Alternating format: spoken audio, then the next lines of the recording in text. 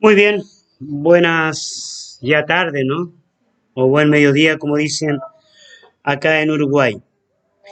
Hace un tiempo atrás yo estaba enseñando en México y, y resulta que queríamos hacer un seminario y no sabíamos qué nombre ponerle, ¿no? Y el director de la base allí en Capital, en el DF, es muy creativo, a él no le importa mucho, a veces toma iniciativas personales. Y un día veo todo un manual que él había preparado para ese seminario y le había puesto por nombre Soltar. Así le puso, Soltar. Escuchó una charla que yo había dado, entonces dijo, este debe ser Soltar. Así que al principio como que me incomodó un poquito de cómo meter la enseñanza y darle ese eslogan, ¿no? De soltar. Pero al final del curso comenzó a tener todo sentido. O sea, ese sentido que tiene que ver que para recibir de Dios hay que soltar cosas, ¿no? Para poder, cierto, tomar la herencia que Dios tiene para nuestra vida, hay que renunciar a cosas. Y hay gente, hay personas que les cuesta soltar, que les cuesta dejar. Y habemos, yo me incluyo, habemos situaciones en las cuales tenemos que dejárselas a Dios y nosotros queremos hacerlas a nuestro medio, a nuestra forma. Y no sé si te ha pasado a ti, pero entre más tratas de meterte tú en el asunto, más lo echas a perder. Entre más tú intentas resolver el conflicto, más te complican, ¿no? Entonces, en estos días yo viví un avivamiento en mi vida. Creo que la experiencia con los cursos de profecía están siendo cada día más fogosos, más inspiracionales, mucha inspiración, mucha revelación, mucha cosa que recibimos durante un mes completo que estuvimos ahí en el estudio de profecía bíblica. Bueno, hay algunos estudiantes. ¿Fue de bendición o no? Amén. Ay, tú no estuviste. Los que no lo han hecho tienen que hacerlo. Y esta última semana también estuve con bastante trabajo en un campamento, ministrando en iglesias y ministrando en Jocún, ahí en Rivera, que tenemos lindos hermanos, escuela de discipulado, están luchando por la escuela de consejería, están luchando por cursos bíblicos, pero hay un ambiente de gente nueva y eso siempre me gusta. Me encanta ver eso, o sea que si hay gente nueva hay vida, ¿no? Los viejitos nos vamos poniendo viejos, ¿no? Y el tiempo pasa y nos vamos poniendo viejos. Entonces, lo que Dios me ha estado hablando profundamente es lo que yo quiero compartir con ustedes, obviamente, en esta mañana. Y no sé si trajeron Biblia, a veces en estas cositas de envíos, la gente como dice, Biblia, ¿para qué? Si total, son solo un evento. Pero creo que la Biblia es importante en todo tiempo. Primera de Corintios, capítulo 2, versículo 1 al 5. Primera de Corintios, capítulo 2, versículo 1 al 5. Si pudiéramos ponerle algún título a esta predicación, podríamos llamarle, ¿cierto? No sé, soltar recargado. No, podríamos llamarle, ¿cierto? Haciendo las cosas a la manera del Espíritu Santo o haciendo las cosas a la manera de Dios, que es la parte más difícil que tenemos. Dice, así que hermanos, 1 Corintios 2:1, cuando fui a vosotros para anunciaros el testimonio de Dios, no fui con excelencia de palabra o de sabiduría, pues me propuse no saber entre vosotros cosa alguna, sino a Jesucristo y a este crucificado. Y estuve entre vosotros con debilidad y mucho temor y temblor. Y ni mi palabra ni mi predicación fue con palabras persuasivas de humana sabiduría, sino con demostración del Espíritu y de poder. Versículo 5 dice, para que vuestra fe no esté fundada en la sabiduría de los hombres, sino en qué, sino en el poder de Dios. Aquí hay varios elementos que yo quiero destacar. Voy a hablar de dos cosas específicas, ¿ya? Primero, las características de una persona que es enviada, ¿no? Las características de una persona que es enviada. Y la segunda cosa que vamos a hablar es lo que tenemos que dejar para que estas características se cumplan. ¿Ya? En primer lugar, las características de una persona que es enviada. Y en segundo lugar, las cosas que tenemos que dejar para que estas características se cumplan. El apóstol Pablo está teniendo algunos problemas. Yo tengo problemas, he tenido problemas ministeriales. Hemos tenido situaciones para resolver, cosas bien hechas y cosas mal hechas. Ya dentro de los años que llevo en el ministerio, he cometido muchos errores y horrores. Ya, si yo no tuviera un equipo como el que tengo, la verdad es que esto hace muchos años no hubiera funcionado para nada. O sea, todo lo que se ve en este lugar y todo lo que hay ya en Jocún, Montevideo, es porque hay un equipo. Porque de liderazgo, olvídate, hay etapas y momentos que si no es por ese equipo la cosa no funcionaría. Si la contabilidad no marchara, estaríamos perdidos. Si a mí me preguntan, ¿no? Si fuera por calificar, estaría súper, hiper, mega perdido. O sea, vamos a calificar una nota, perdidísimo. O sea, en ese tipo de eventos y de elementos, para mi vida ha sido todo un verdadero desafío, ¿no? Dentro de mis etapas más débiles, yo puedo descubrir que sencillamente mi debilidad es la consecuencia de mi falta de búsqueda de Dios. Pero no solamente la falta de la búsqueda de Dios, sino que mi falta de obediencia. Porque yo puedo buscar a Dios y aún así no obedecerle. Eso me ha pasado en etapas de mi vida cristiana y yo quiero confesarlo, quiero que ustedes sepan que eso me ha sucedido muchas veces. Porque me preguntan, ¿estás buscando a Dios? Sí. Pero lo bueno es que nunca te preguntan, ¿estás obedeciendo a Dios? No te preguntan, entonces ya la gente se da como conforme de decir, ok, entonces si está buscando a Dios, están las cosas marchando bien de bien. Pero algunos de ustedes, quizás, tal vez, posiblemente, ha estado buscando a Dios, pero las cosas no han estado funcionando como quiere.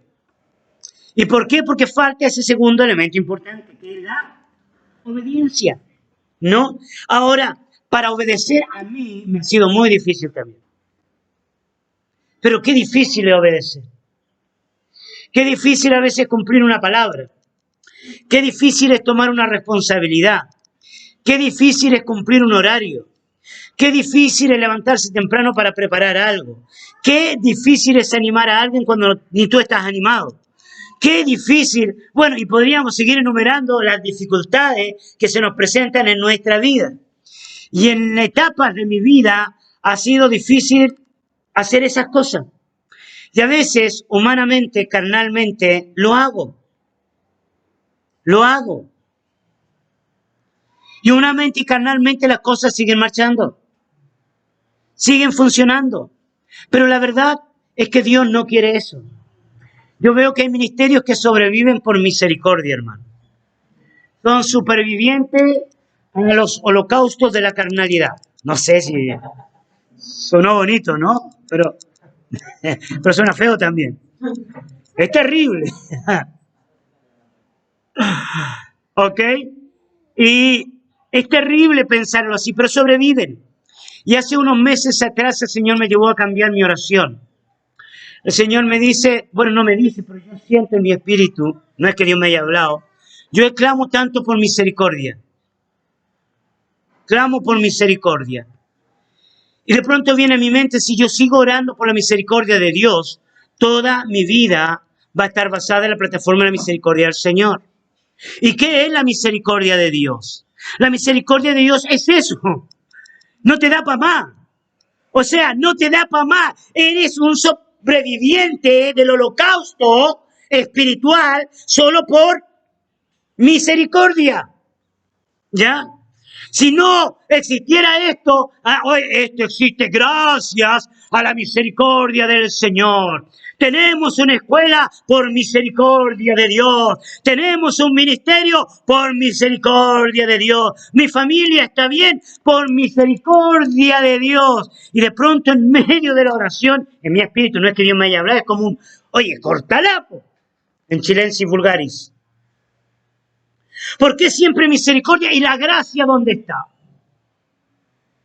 ¿Dónde está el crecimiento en gracia? ¿Dónde está la obediencia? El caminar en la gracia del Señor. La gracia, si esto es el regalo. La misericordia, no recibir lo que merecíamos. Gracia del Señor. Y el Señor me ha estado empujando en estos últimos meses a la gracia de Dios, a buscar la presencia de lo que vamos a hablar ahora. Todo eso es la introducción. ¿Tengo tiempo, pastor? ¿Ok? Es cierto, andar en el Espíritu. Detengámonos solamente en las primeras dos letras del versículo 1. Las primeras dos letras dicen así que. Así que. Esa palabra así, vamos a sacar una predicación de esto. Esa palabra así en el griego es una unión. ¿Ya? Es una unión entre el argumento anterior y este argumento nuevo que el apóstol Pablo va a decir. Pero ese así ya incluye el yo. O sea, podríamos decir también yo. Así que yo, ¿no? En el griego. Así que, ¿ya? Por eso después dice cuando fui. Pero en el griego ya así, yo los tititos, ¿no? Que han estudiado ya 9 meses más 3 semanas y después, pero súper bíblico. Entonces, así, ese así involucra, ¿cierto?, a mi decisión, a lo que yo voy a hacer. Así que cuando yo fui a vosotros, ya quise hacerlo con los siguientes requisitos. En primer lugar, no fui con excelencia de palabra o de sabiduría. ¿Ya? Eso fue lo primero que hace el apóstol Pablo. Atentos los que son enviados. No fue con excelencia de palabra o de sabiduría. En segundo lugar, él solo quiso presentar a Jesucristo y a este crucificado. No quiso hablar de su ministerio, de lo bien que habla, de cómo está creciendo el ministerio, de la cantidad de escuelas que tiene, de las proyecciones ministeriales que hay para el 2051.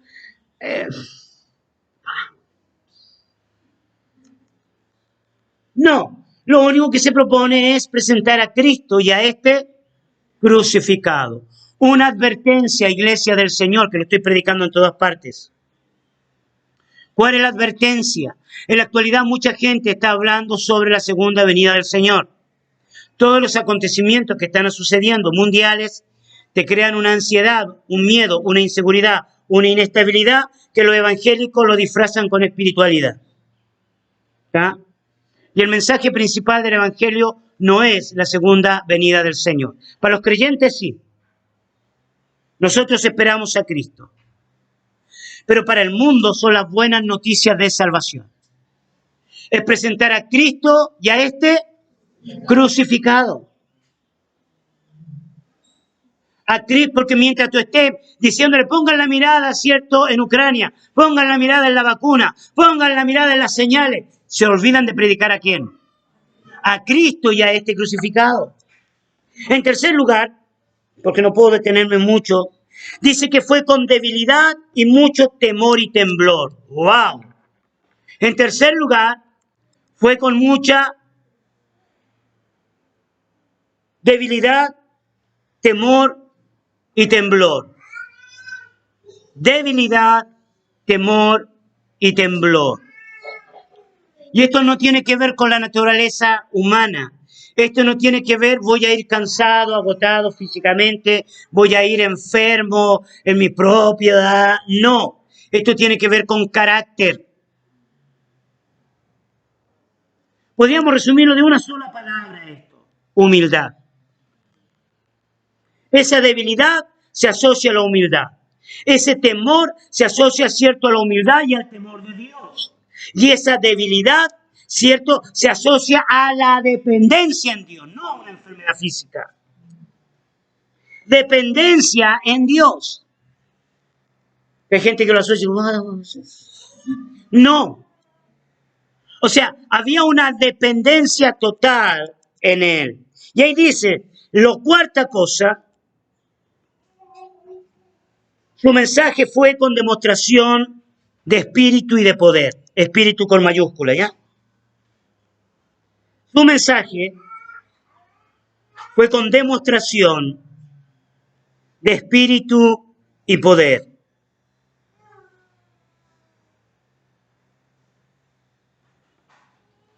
Espíritu y poder. 4 requisitos básicos de toda persona que es enviada, de toda persona que es llamada, de toda persona, cierto, que tiene una vocación en sí mismo. No ir con sabiduría humana, cierto, presentar a Cristo y a este crucificado, ir con mucha humildad, debilidad, temor y temblor, e ir en el poder y el espíritu. Espíritu con mayúscula. ¿Espíritu de quién? De Dios. Espíritu del Señor. Y la conclusión es para que la fe no esté fundamentada en ¿qué? En la sabiduría humana, sino en el poder de Dios. Y ahí está el otro punto que te quiero tocar. Para poder dejar ya que este envío sea guiado por Dios, para poder permitir que las características de un enviado se cumplan, hay que dejar, hay que renunciar, hay que soltar aquellas cosas que no son humanas, que son del carácter del hombre, que son de la confianza, seguridad, confianza que nosotros tenemos en nosotros mismos, confianza que tenemos, cierto, en nuestra vida aprendida en este mundo. Nos sujetamos, cierto, a modos de pensar, a modos de vestirnos, a modos de caminar, a modos de hablar, a modos de expresarnos, y muchas veces son escudos que pensamos que son sabios y no son sabios. Por eso ese así que ya es la consecuencia del capítulo 1. Y cuando miramos el capítulo 1, solo denme unos minutos, ya casi estoy terminando, pero están entendiendo, ¿verdad? ¿Está claro o estoy hablando en chileno? Bueno, hay varios chilenos, sí. Está claro, ¿verdad? Para la gente de México, de Estados Unidos, ya, a mí no va a entender mucho, pero da para entender, ¿no? Para la gente que viene recuperándose de grandes males. Oh, feo. Oh. Oh. Te amamos, Álvaro, te amamos. Ok, 1 Corintios 1:18. 1 Corintios capítulo 1, versículo 18.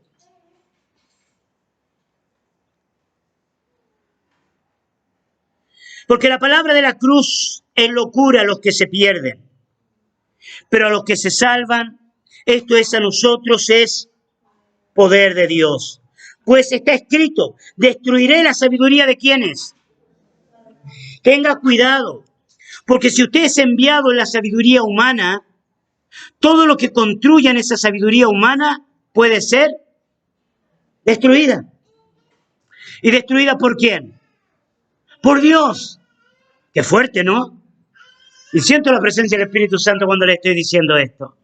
Cualquier cosa que se edifica en la sabiduría humana puede ser destruida. O sea, puede usted tener el mayor anhelo de ayudar, de colaborar, de bendecir, de aconsejar, pero cualquier construcción en sabiduría humana, aquí lo dice, no lo digo yo, será destruida.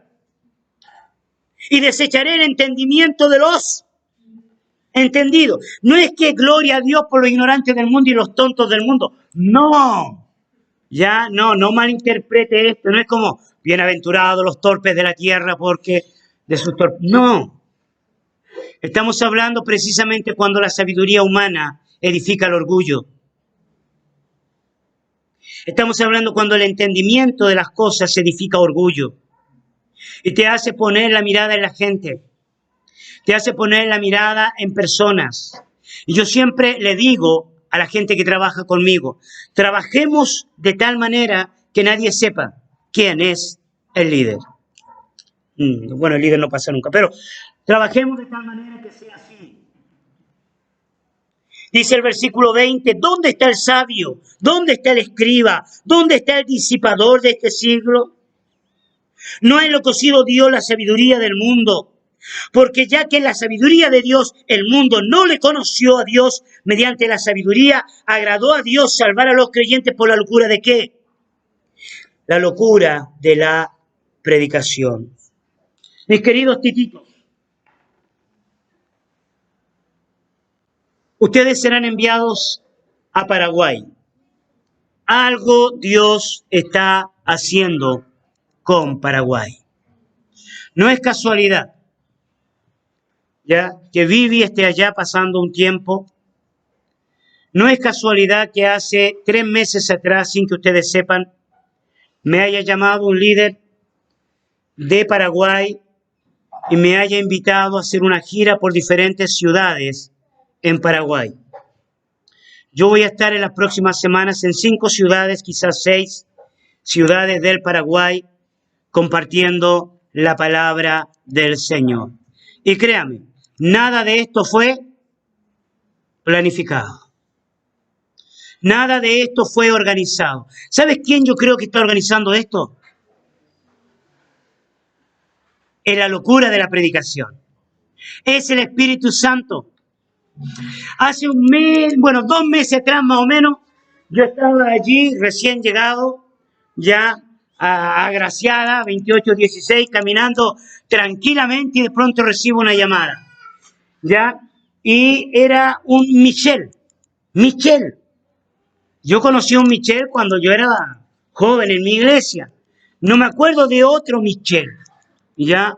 Y me llama Michel y me dice, Michel, quizás usted no me conoce, pero yo soy el pastor de una iglesia acá en Rivera. Usted conoce la iglesia del pastor René, pero yo estoy asumiendo las próximas semanas el liderazgo. Y me dijo, estamos justo en el primer campamento de restauración después de 2 años. A causa de la pandemia no se había hecho campamento y acá en Uruguay los campamentos de carnaval son famosos. Y queríamos invitarlo a enseñar. ¡Wow! Me sorprendió. La verdad es que me sorprendió. No lo tenía ni en mi agenda. Y de pronto él me dice, ¿sabe qué quiero que enseñe? El Espíritu Santo. El Espíritu Santo, sí. Pero no que lo enseñe, porque eso lo estamos enseñando nosotros. Quiero que lo ministre.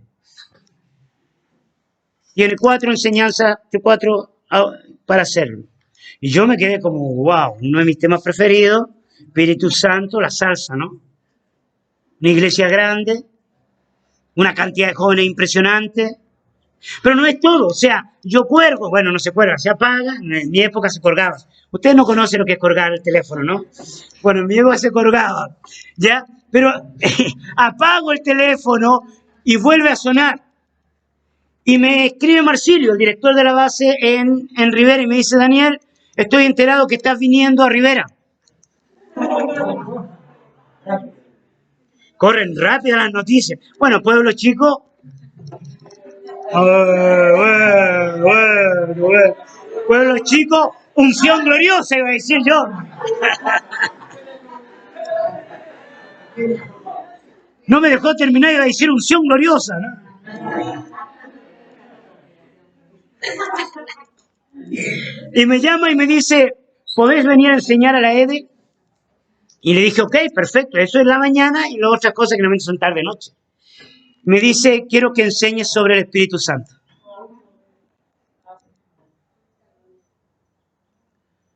Hay algo que el Señor me quiere enseñar a mí, personalmente en este tiempo, que tiene que ver con dirección, con guía. Dice el mismo libro de Corintios 2:14, no lo vamos a leer porque ya se me fue la hora, Pero el libro de Corintios, 1 Corintios 2:14 dice que el hombre natural no percibe las cosas del Espíritu. Cuando el Espíritu Santo te empieza a hablar, vas a tener guerra. Se van a oponer a lo que Dios está poniendo en tu corazón.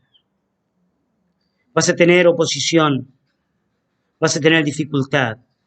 Pero hay una cosa que yo he aprendido. Lo que nace en el Espíritu permanece. Lo que nace en el Señor permanece.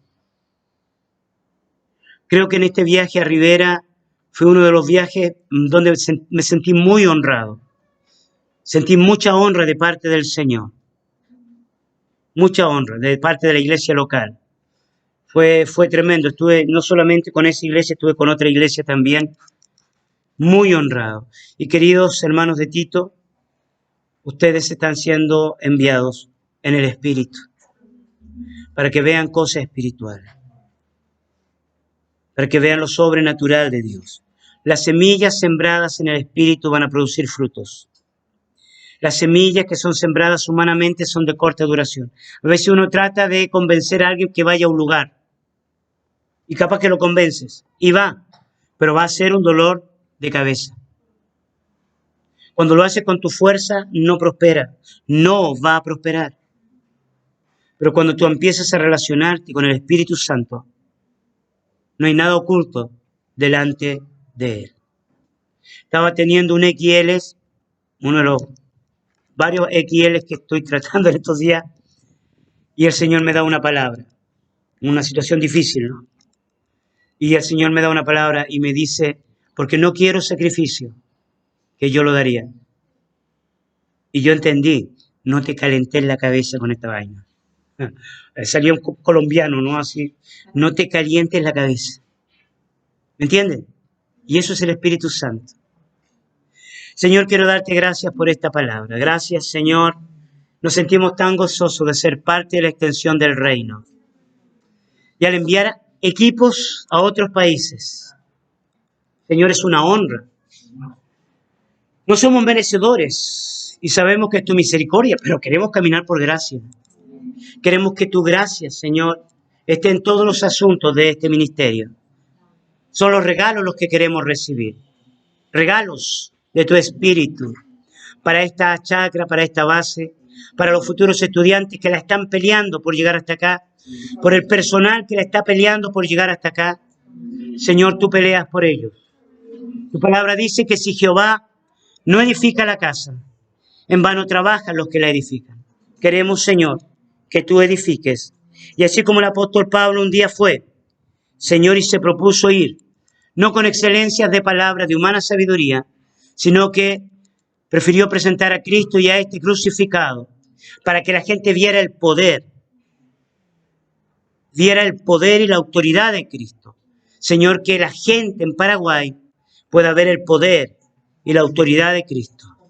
Señor, y en todos los programas que vayamos a tener, y en todas las decisiones, aún las más domésticas, ver el poder de Cristo, ver el poder de Cristo en las decisiones de este año. En el nombre de Jesús. Amén y amén.